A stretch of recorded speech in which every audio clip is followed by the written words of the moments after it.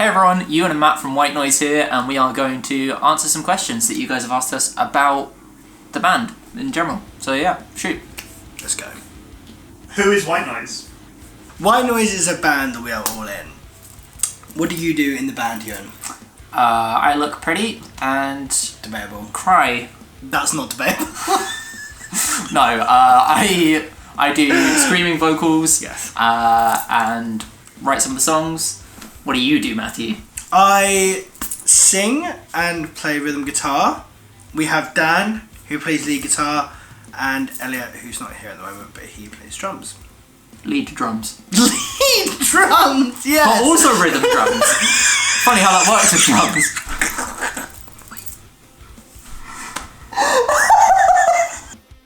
Yeah, we make metalcore kind of music, or post-hardcore, a bit of that emo stuff. I don't know how you describe it. It's that kind of thing. Heavy guitars, cool riffs, and shouting, basically.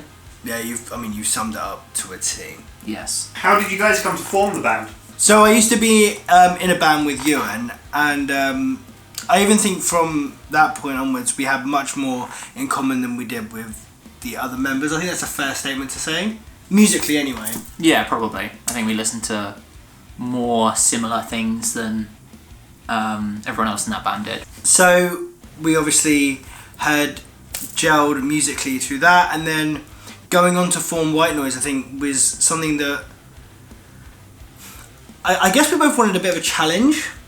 Yeah, so this was about the time that the last band we were in was winding down, and I was at a point where I didn't even know if I wanted to keep doing the music thing, and you were sort of very unsure, and we were just chatting on Messenger, and you floated the idea of maybe starting like a slightly heavier band with more post-hardcore, metalcore kind of influences. To me, But no, and I think the thing is that we to and fro with all these ideas, but you didn't want to do anything. You didn't want to play bass, and you didn't want to do anything that you'd already done. And I kind of wanted something that was challenging then to play and to write, because initially the first idea for it was sort of a Preston Miko style band. yeah, or more of that like punky Alexis on Fire kind of thing. Which I think we've still got a little bit of. Yeah, and some of the tracks more than others. And that sort of was the motive to go forward with it, was that we wanted something that was going to be, I guess, slightly tough, because everything previously that we'd done with our previous band was kind of, it was getting to the point where it was cookie cutter.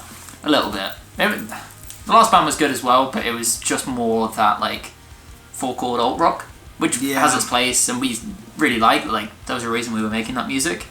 But when we started writing for this band, it was way more exciting and fulfilling because it was more of a challenge. We felt like we were making something actually new as opposed to whatever we were doing before. You first messaged me about starting this band nearly a year ago now. Was it nearly a year ago? Yeah. Jesus And we've only just released the first single. I mean, yeah, that is... Which is kind of crazy. Yeah. Where did the name White Noise come from? So, I was speaking to somebody because I have, like, awful problems sleeping. I just, for some reason... Well, I know exactly what the reason is. So I have ADHD, so my mind just doesn't switch off. And they basically said that you could listen to white noise to help you sort of focus and just sort of deflate everything that's going on physically and mentally. And I saw it stylized in all lowercase one word, and I thought that would be a really, really cool band name. And it would really describe our music, stuff to send people to sleep to, just kind of background noise. Perfect, basically. Yeah, exactly. Yeah. And again, anybody who has been in a band or started a band, getting a band name is so tough. So the fact that we came across that, and it was between that and 2 other band names. I don't remember them now, but yes. And we just settled on White Noise. Yeah. When I first told my sister that was the name of the band, she thought it was very funny because she just said, yeah, that's what your music's always sounded like to me anyway, so that was brilliant. Thanks, Ailey. Fucking burnt. Which bands influenced your sound the most? I think initially, when the idea of White Noise was thrown about, it was sort of a happy medium between Alexis on Fire and Beartooth. Somewhere in that realm, that was what, well, at least for myself, that's what I pictured it being. What about you? Yeah, I think that was the sort of idea that we started with, and there's definitely some elements of that in some of the songs, but I think quite quickly when we started writing, and particularly when we rediscovered the Listen demo. Well, we built in my opinion, we built our sound around Listen at that point, because Listen was like the second or third track that we had then tried to write.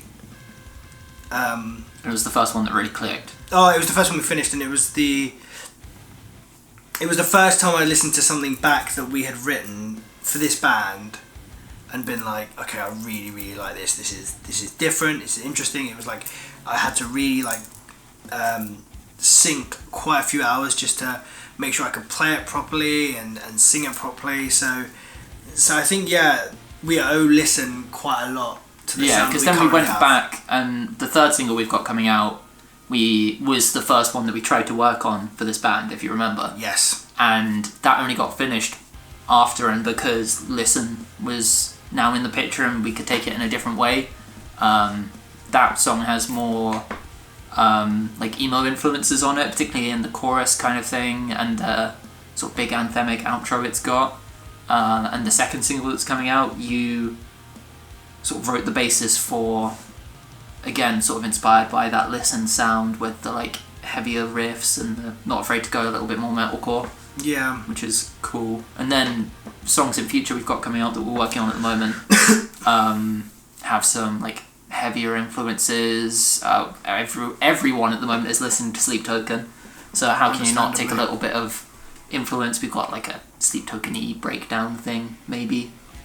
Everything from inception to now is just sort of like slowly pulling myself out of that comfort zone, slowly, because like I've been a admirer and a lover of metalcore and post-hardcore, but I just now actually playing it is a very different entity to then just consuming that music. Yeah, and I think what's cool is now we've got that side of it, we're not afraid to go back to the softer side as well. We've got a new song that we've been working on that's much more kind of like our old band in a way, where it's like a very like half the song is basically just a clean guitar and you singing. Yeah, which is super emotional and emotive and fun. Yeah, it's I guess the other side of what we love, which is I guess like Holding Absence is a big influence for that song, which I think is quite apparent as well. And that they're the sort of extremes and the parameters we kind of live in, which I guess when you go from being in a 4-chord alt rock band, then having all this freedom of stuff that you can make. So like if you think about it, how different Single 3 is to Listen. Yeah, as an example, it's with multiple songs in odd time signatures now, which was never a thing before. Yeah, it's just it's crazy then to think that when this idea started, it was just being between this like Alexis on Fire and Beartooth, which is quite a narrow sort of tunnel to write down to where we are now. I think the fact that it's grown naturally like that, I think is really important. Yeah, sort of beginning to find our own sound, which is super cool, and it's cool that it's happened early-ish, because a lot of bands take a long time to find anything that could be classed as their own. Yeah. And we'll probably look back at this video and be like, you didn't sound anything like you were going to sound eventually in a few years, but you know, whatever. How do you write the songs? So I think initially anyway, it differed. It was on like a song by song basis, because like Listen was something you'd had for X amount of months, years. A few of the other tracks had like pieces written. So I think not until recently have we written something completely from scratch. But I think the way that we've always worked best, especially myself, you and Dan, is that there's been an idea or something and it's blossomed when we've all been in your front room together. Yeah, it's kind of sat in front of this desk and this shit here. Yeah, we just we take the idea, the initial demo, whether it's something I've written, you've written, Dan's written, and we dissect it and essentially rewrite it as a 3, but in front of the computer, which is also a new way of working for us. But I think the biggest challenge for me going into it was that this is the first time I've worked with other people's lyrics. So like working with your lyrics, working with Dan's lyrics, you kind of have to sort of interpret that in a way that then understanding the, I guess in Dan's case, the story behind the song, and then how you then want to deliver that. Like the song that Dan did the lyrics for, I actually think was the hardest one for what I was trying to put forward. I don't know about you, if how you found not only lyric writing but then also writing. Like, I don't even know how the fuck you'd start with writing vocals. I barely know now. Like, it's weird. It's obviously much more like rhythmic because there's less like pitching to do. Like it's all about the like performance and the delivery and the sort of flow of it more than thinking about melody, which is good because I am not good at writing vocal melodies. You are way more practiced and good at it than I am. But yeah, and it's go back to what you're saying about writing melodies to other people's lyrics. Is it super fun? I really enjoy it when you write melodies to my lyrics because I can then sort of see them again in a different light that I hadn't thought of. Like I can never predict what you're going to do with it, which is super fun and exciting every time to listen to. So fun. Thank you so much for watching our video about white noise. It's been really, really cool finding out what you guys want to know about us, and it's been quite cool actually being able to tell you sort of the answers to those questions as well. Yeah, if you have any more questions that we haven't covered here, feel free to leave them in the comments.